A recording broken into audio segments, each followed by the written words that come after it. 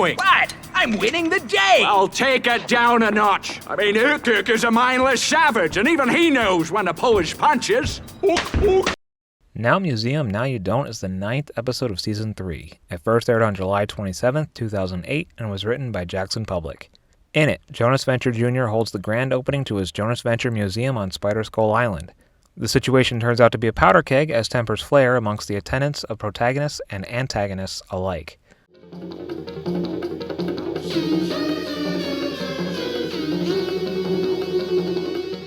The intro to the episode is loaded with James Bond references, including Scaramantula, whose name is a parody of Scaramanga from The Man with the Golden Gun, in which he had a third nipple, which Jonas Venture Sr. has on his chin. Also, the lair in which the scene takes place is lifted straight from Blofeld's lair in You Only Live Twice. They even have the same piranha tank. Entman says that Hank and Dean keep trying to flush him down the toilet because they think he's the Tidy Bowl Man. The Tidy Bowl Man was the miniature mascot of Tidy Bowl Toilet Cleaner. Colonel Gentleman refers to Brock as Prince Adam. If you're unaware, Prince Adam is the alter ego of He-Man, and as a muscle-bound blonde with a shitty haircut, a pretty solid insult for Brock Sampson. During the montage of sweet Jonas Venture Sr. moments, he is asked about his greatest invention by Dick Cavett. Dick Cavett was the on and off host of a talk show from the mid-1960s to the mid-2000s.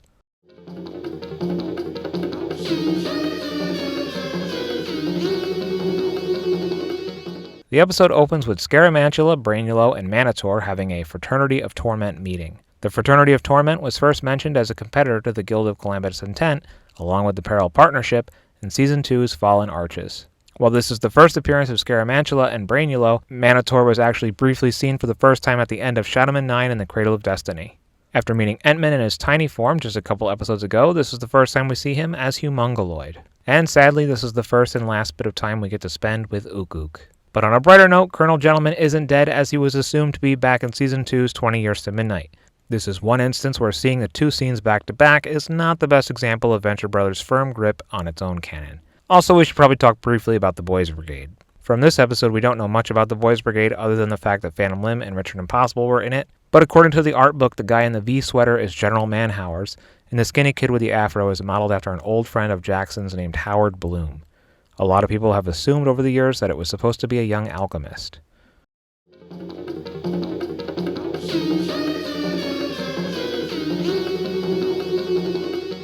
After the first 5 minutes of this episode, the rest could have been all black silence, and I still would have said that this is one of my favorite episodes of Season 3. In the opening scene alone, we get a super subtle callback in the form of Manitor, we get two cool new dudes we've never seen before, and then we get this massive battle with just about every member of the original Team Venture, including Otto Aquarius, who has kind of been forgotten about but will always be a member of my original Team Venture, Swifty, who we've never actually seen fighting alongside Jonas, Ukuk, who's more of a gag than anything else, and Entman in his form as Humongoloid. To cap it all off, you find out that Richard Impossible was there too. Also, this scene answers a question I didn't even know that I had, which is why does a protagonist have a totally super villainy Spider Skull hideout? Well, because he took it from a supervillain, that's why.